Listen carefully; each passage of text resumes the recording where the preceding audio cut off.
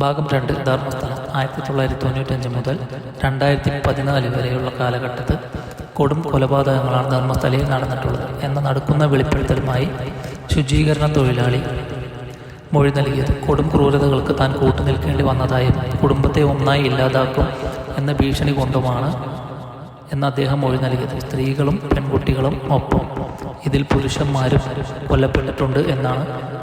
ഇതിൽ തെരുവിൽ കഴിയുന്നവർ വരെ കൊല്ലപ്പെട്ടിട്ടുണ്ട്.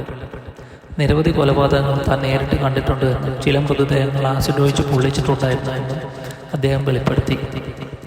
യൂട്യൂബർ സമീർ റെഡ്ഡിയുടെ വീഡിയോ വൈറലായതിനെ തുടർന്ന് ഇതിനെക്കുറിച്ചുള്ള കൂടുതൽ അന്വേഷണം വ്യാപകമായി തുടർന്നു. ജൂലൈ 14 കർണാടക സംസ്ഥാന വനിതാ കമ്മീഷൻ ചെയർമാൻ ശ്രീ നാഗലക്ഷ്മി ചൗധരി മുഖ്യമന്ത്രി സിദ്ധാരാമയ്യയ്ക്ക് ഒരു കത്തെഴുതുകയുണ്ടായി. കത്ത് ഇപ്രകാരമായിരുന്നു: കഴിഞ്ഞ 20 വർഷത്തിനുള്ളിൽ ഈ സംസ്ഥാനത്ത് നിന്നും ദുരൂഹ സാഹചര്യത്തിൽ കാണാതാക്കപ്പെട്ടിട്ടുള്ള പെൺകുട്ടികളെയും സ്കൂൾ കുട്ടികളെയും കോളേജ് വിദ്യാർത്ഥികളെയും സ്ത്രീകൾ അടക്കമുള്ള ലൈംഗിക അതിക്രമങ്ങൾ നേരിട്ടിട്ടുള്ള കൊലപാതകങ്ങളെക്കുറിച്ചും ഇതേക്കുറിച്ച് അന്വേഷിക്കാനായി ഒരു സമഗ്ര അന്വേഷണം വേണമെന്നും ഇതിനായി ഒരു സ്പെഷ്യൽ ഇൻവെസ്റ്റിഗേഷൻ ടീം രൂപീകരിക്കണമെന്നായിരുന്നു ആവശ്യം.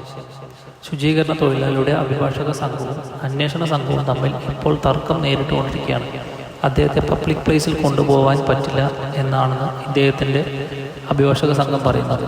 ഇദ്ദേഹം പബ്ലിക് പ്ലേസിൽ വന്നാൽ മാത്രമേ ഈ മരണപ്പെട്ടു എന്ന് പറയുന്ന പെൺകുട്ടികളുടെ മൃതദേഹം തിരഞ്ഞു കണ്ടുപിടിക്കാൻ കഴിയുകയുള്ളൂ എന്നതാണ് സത്യം.